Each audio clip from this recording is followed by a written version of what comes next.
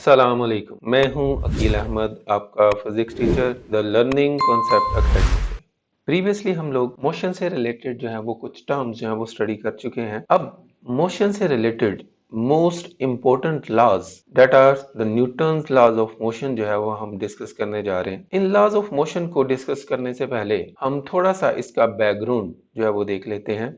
तो सबसे पहले हम बात करते हैं यहाँ अरिस्टोटेलियन लॉज ऑफ मोशन।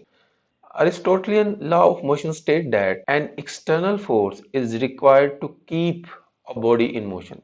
यानी कि initially that was the concept, और ये कंसिडर किया जाता था कि अगर हमने किसी बॉडी के अंदर मोशन को मेंटेन रखना है तो किसी एक्सटर्नल फोर्स का होना जरूरी है। लेकिन इसके बाद जो है इस चीज को गलीलियो गलीलियाई एंड आइजैक न्यूटन ने रोंग जो है वो प्रूव कर दिया।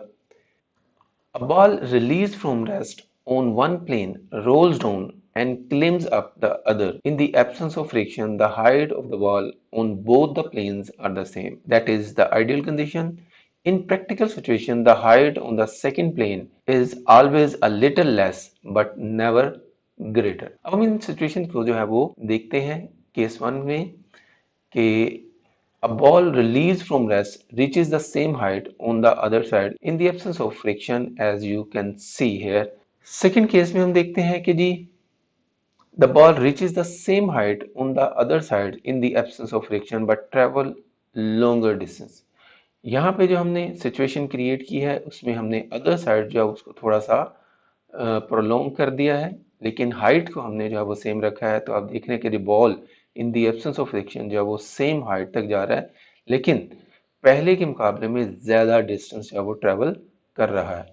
केस थ्री है जी, the ball rolls down and continues to move in the horizontal direction through infinite distance in the absence of friction. अब नेक्स्ट केस में हमने क्या किया है कि जी हाइट जो है वो जीरो कर दी है, तो जब हम बॉल को रिलीज करेंगे तो अगर फ्रिक्शन नहीं है तो बॉल जो है वो इनफाइनाइट डिस्टेंस तक जो है वो ट्रेवल करता रहेगा, मतलब कि अपनी मोशन को जो है वो कंटिन्यू रखेगा। That was the observation of the Galileo.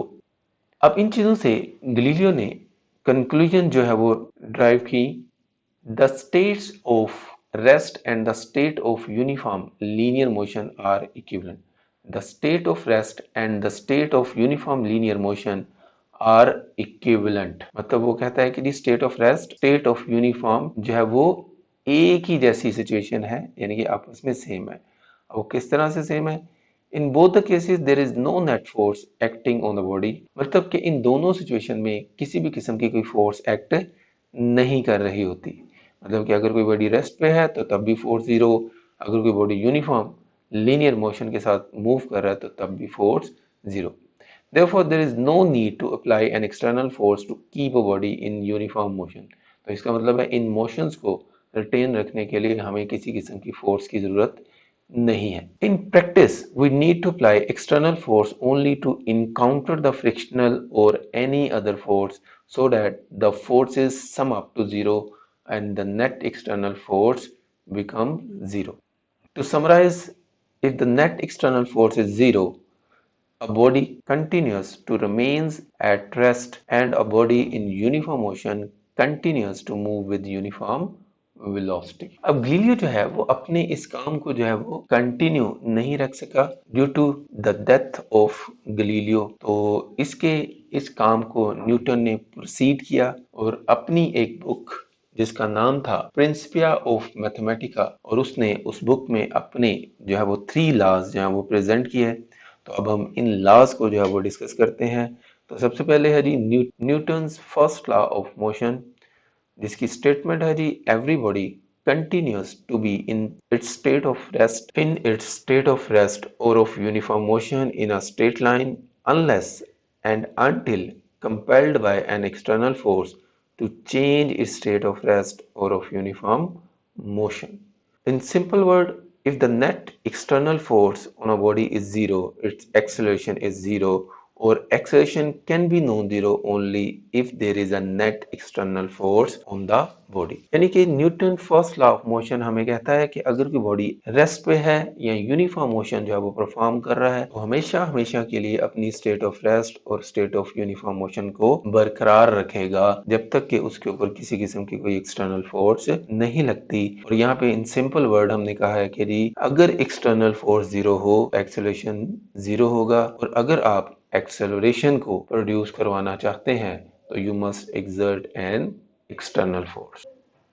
जैसे कि यहाँ पे हम फॉर एन एग्जांपल देखते हैं कि जी एक ब्लॉक जो कि रेस्ट पे है जिसके ऊपर एक रिएक्शनल फोर्स लग रही है जो कि अपवर्ड है जबकि डाउनवर्ड फोर्स इसका वेट है। ये दोनों फोर्सेस इक्वल और ऑपोजिट हैं तो नेट फोर्स जो है वो इस ब्लॉक के ऊपर zero, that's why the block is in a state of rest. इसी तरह से अगर एक बॉडी यूनिफॉर्म वेलोसिटी से मूव कर रहा है उसको रोकने के लिए हमें एक्सटर्नल फोर्स लगानी पड़ेगी, अदरवाइज वो हमेशा हमेशा के लिए अपनी मोशन को कंटिन्यू रखेगा। नेक्स्ट एग्जांपल है जी, या अगर कोई चीज रेस्ट पे है तो उसको हम मोशन में लाना चाहते हैं तो you must exert some external force. इसी तरह से हमने कहा था कि जी अगर कोई बॉडी यूनिफॉर्म वेलोसिटी से मूव कर रहा है और उसके ऊपर किसी किस्म की कोई एक्सटर्नल फोर्स नहीं लग रही तो अपनी मोशन को वो कंटिन्यू रखेगा। नेक्स्ट लॉज ऑफ मोशन को डिस्कस करने से पहले हम most important term that is the inertia, inertia को हम डिफाइन कर लेते हैं। Inertia is the intrinsic property of a body due to which it resists a change in its state of rest or of uniform motion. Inertia means the resistance to change of state। मतलब कि कोई भी body जो कि mess रखती है अपनी state of rest और स्टेट ऑफ यूनिफॉर्म मोशन को तब्दील करने के खिलाफ जो है वो मुजाहमत करती है, and that is the intrinsic property of matter. Measurement of inertia जी, inertia can not be measured individually, however it can be compared for different objects. Mass is a measure of its inertia of a body. Heavier objects have greater inertia and the lighter objects have less inertia. For example, an iron ball has more inertia than a plastic ball of same size. A cricket ball has more inertia than a lawn tennis ball of the same size। मतलब कि inertia जो है वो depend करता है mess के ऊपर, जिसका जितना ज्यादा मैस होगा उतना ही ज्यादा उसके अंदर इनर्शिया मौजूद होगा। नेक्स्ट है the law of inertia. Every body offer resistance to change its state of rest और ऑफ यूनिफॉर्म मोशन। मतलब कि लॉ ऑफ इनर्शिया जो है according to the law of inertia हर बॉडी में इनर्शिया जो है वो एग्जिस्ट करता है और हर बॉडी जो है अपनी स्टेट ऑफ रेस्ट और स्टेट ऑफ मोशन को तब्दील करने के खिलाफ मुजाहमत करती है। नेक्स्ट है हमारे पास जी टाइप्स ऑफ इनर्शिया। हम यहाँ पे तीन तरह के इनर्शिया को डिस्कस करेंगे, inertia of rest, inertia of motion and the inertia of direction. तो फर्स्ट ऑफ ऑल हम बात करते हैं इनर्शिया ऑफ रेस्ट की। An object at rest tends to remains at rest unless an external force is applied on it to change its state। मतलब कि अगर कोई बॉडी रेस्ट पे है तो अकॉर्डिंग टू इनर्शिया वो रेस्ट पे रहना चाहता है जब तक कि उसके ऊपर कोई एक्सटर्नल फोर्स ना लगे। जैसा कि यहाँ पे आपको नजर आ रहा है, on a carom board when the lowermost coin is struck the upper coins tend to remains at rest, it is according to the inertia। हाँ जी, example of inertia at rest, coins falls into the tumbler of glass when the card is given a sudden jerk। इसी तरह से जैसे कि यहाँ पे दिखाया गया है कि अगर पेपर के ऊपर कॉइन रखा गया हो और पेपर को हम अचानक से खींच लें तो इन दैट केस कॉइन जो है वो इस ग्लास में गिर जाएगा। It is due to inertia, क्योंकि कॉइन रेस्ट में रहना चाहता है जबकि पेपर के ऊपर लगी फोर्स उसको उसके नीचे से खींच लेती है। कुछ एग्जाम्पल उसी तरह से कैरम बोर्ड की।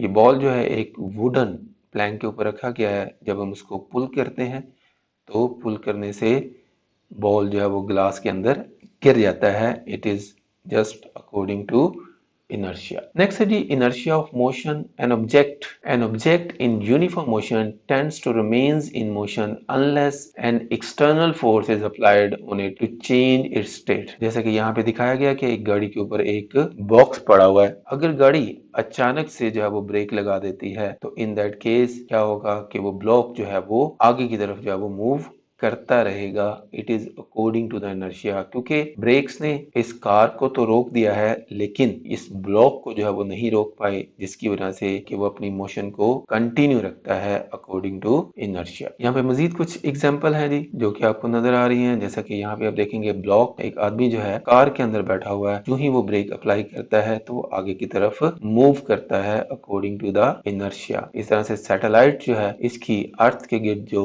मोशन है it is just according to the inertia. यहाँ पे मजीद एग्जांपल है जी, rider falls forward when a fast running horse suddenly stop. क्या जी, अगर घोड़े के ऊपर एक आदमी बैठा हुआ घोड़े को रोकता है तो वो आगे की तरफ, या घोड़ा अचानक रुक जाता है तो वो आगे की तरफ मूव करता है। Rotating fan keeps on rotating for some time even after switched off, that is also according to the inertia. Motion of a simple pendulum bob does not halt at the mean position. Dangerous to jump out of a moving bus or a train. Passenger face jerks in the forward when sudden brakes applied by driver.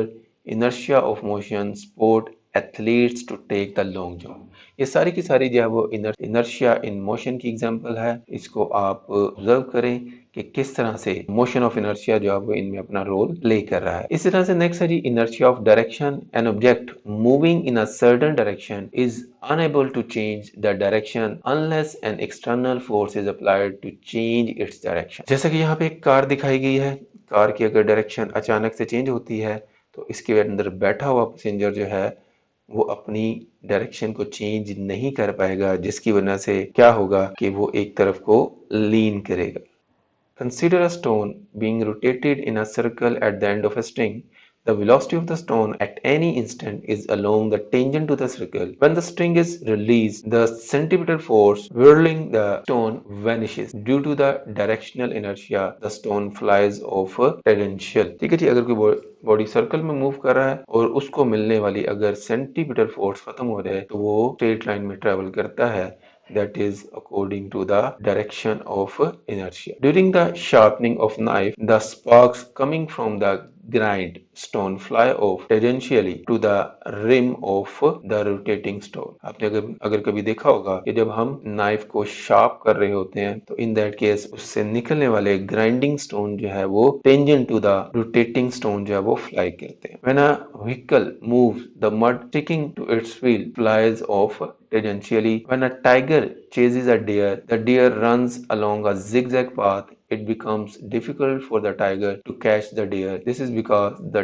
tiger has more mass and hence has more inertia of direction than that of a deer. Next है जी हमारे पास second law of motion. When a force acts on a body, it produces an acceleration in that body in the direction of force। मतलब ये कि जब हम किसी body के ऊपर फोर्स लगाते हैं तो वो फोर्स उस बॉडी में एक्सेलरेशन को प्रोड्यूस करती है या प्रोड्यूस करने की कोशिश करती है। The magnitude of acceleration is directly proportional to the force on a body. मतलब कि अगर हम ज्यादा फोर्स लगाएंगे तो ज्यादा एक्सेलरेशन प्रोड्यूस होगा, अगर कम फोर्स लगाएंगे तो कम एक्सेलरेशन प्रोड्यूस होगा। तो यहाँ पे एक्सेलरेशन जो है वो directly proportional to the force है and inversely proportional to the mass of the body. मतलब ये कि अगर हम सेम फोर्स जो है वो दो डिफरेंट मैसिव बॉडी के ऊपर अप्लाई करते हैं तो इन दैट केस जो ज्यादा मैसिव बॉडी होगा उसके अंदर कम एक्सेलरेशन, जबकि जो लाइटर बॉडी होगा उसके अंदर ज्यादा एक्सेलरेशन जो है वो प्रोड्यूस होगा। तो इट्स मीन एक्सेलरेशन जो है वो इनवर्सली प्रोपोर्शनल है मास की।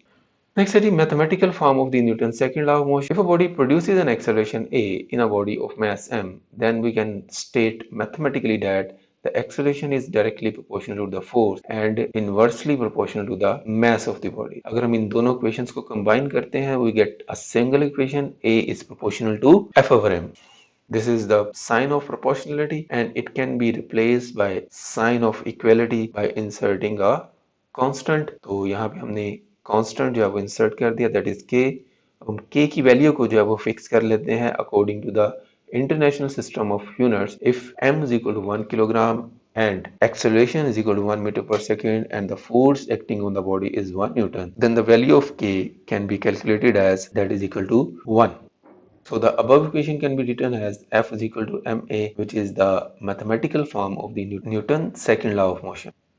नेक्स्ट है जी Newton third law of motion, to every action there is always an equal and opposite direction. If we take two objects A and B interacting with each other, then the body A exert a force on a body B and the body B exert an equal and opposite force on body A। जैसे कि यहाँ पे आप देख रहे हैं दो bodies हैं, एक A और B, दोनों जब आपस में इंटरेक्ट करते हैं तो वो एक दूसरे के ऊपर फोर्स लगाते हैं और ये दोनों फोर्सेस जो हैं वो मैग्नीट्यूड में बराबर जबकि डायरेक्शन भी एक दूसरे की ऑपोजिट डायरेक्शन में है। तो इन दैट केस कुछ इंपॉर्टेंट पॉइंट है न्यूटन थर्ड लॉ से रिलेशन।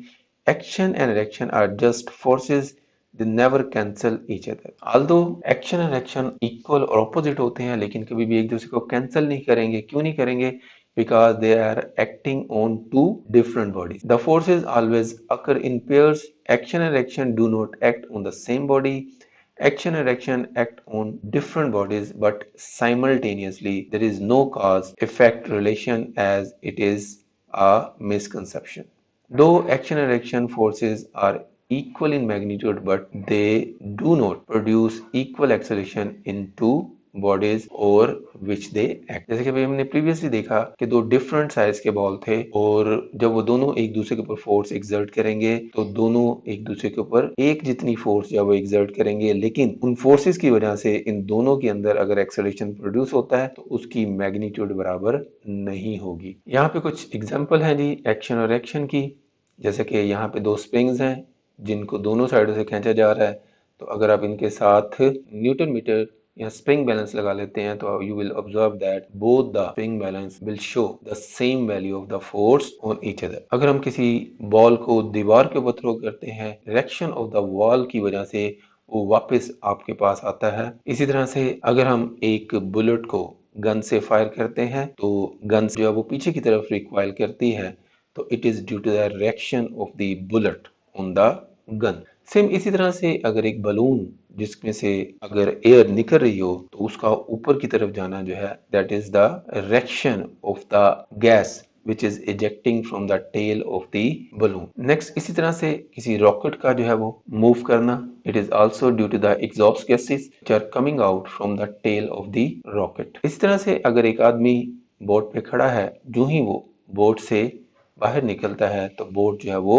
हिलना शुरू कर देती है। It is due to the reaction of the man. Next इसी तरह से जब हम जमीन पर चलते हैं तो हम अपने पाँव से जमीन को पीछे की तरफ जो है वो धकेलते हैं और उसके रिएक्शन के तौर पे हम आगे की तरफ जाते हैं। उसमें होता क्या है कि अगर हम जमीन को ओब्लीगली जो है वो बैकवर्ड पुश करते हैं तो उसका एक रिएक्शन जो है वो प्रोड्यूस होता है। अब इस रिएक्शन को अगर हम इसके कंपोनेंट्स में रिजॉल्व करें तो इसका एक कंपोनेंट हमारे वेट को बैलेंस करता है जबकि दूसरा कंपोनेंट हमारी मूवमेंट का बायस बनता है। इस तरह से एक बहुत ही इंपॉर्टेंट प्रॉब्लम है हॉर्स एंड कार्ट प्रॉब्लम, जिसमें a horse is urge to pull a cart.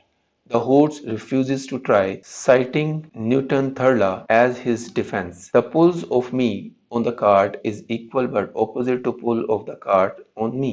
If I can never exert a greater force, action and reaction are always equal on the cart than it exert on me, how can I ever set the cart moving? asks the horse। मतलब ये कि horse जो है वो Newton third law के accordingly कह रहा है कि मुझ पे लगने वाली एक्शन और रिएक्शन अगर बराबर है तो फिर मैं कार्ट को कैसे जो है वो मूव करवा सकता हूँ। तो इस चीज को हम देखते हैं। Why don't you educate the horse properly. अब हम हॉर्स को जो है वो प्रॉपरली एजुकेट करते हैं। फर्स्ट ऑफ ऑल यहाँ पे इसका कार्ट का जो वेट है वो वर्टिकली डाउनवर्ड है जबकि इसका रिएक्शन वर्टिकली अपवर्ड है, तो this will not be the responsible for the motion of the cart. Next है जी यहाँ पे reaction pull of the cart on the horse that is TCH। Reaction pull of the cart on the horse must be equal and opposite to the forward pull of the horse on the cart।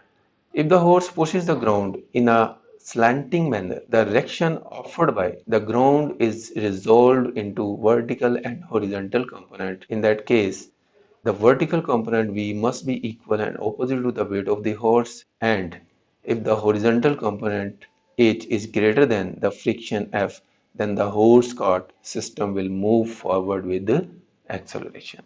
That is how the horse move the cart। मजीद example है जी book kept on a table while walking We press the ground with our feet slightly slanted in the backward direction. While swimming, a person pushes water with his hand in the backward direction and rotary lawn sprinkler. These are all the examples for the Newton third law of motion. You can think about it how the Newton third law is applicable in this exam. उम्मीद है कि आपको lecture समझ आ गया होगा। Channel को subscribe कीजिए, lecture को लाइक कीजिए और आइंदा आने वाली हर वीडियो को हासिल करने के लिए बेल आइकन को प्रेस भी कीजिए। इजाज़त दीजिए। अल्लाह हाफिज़।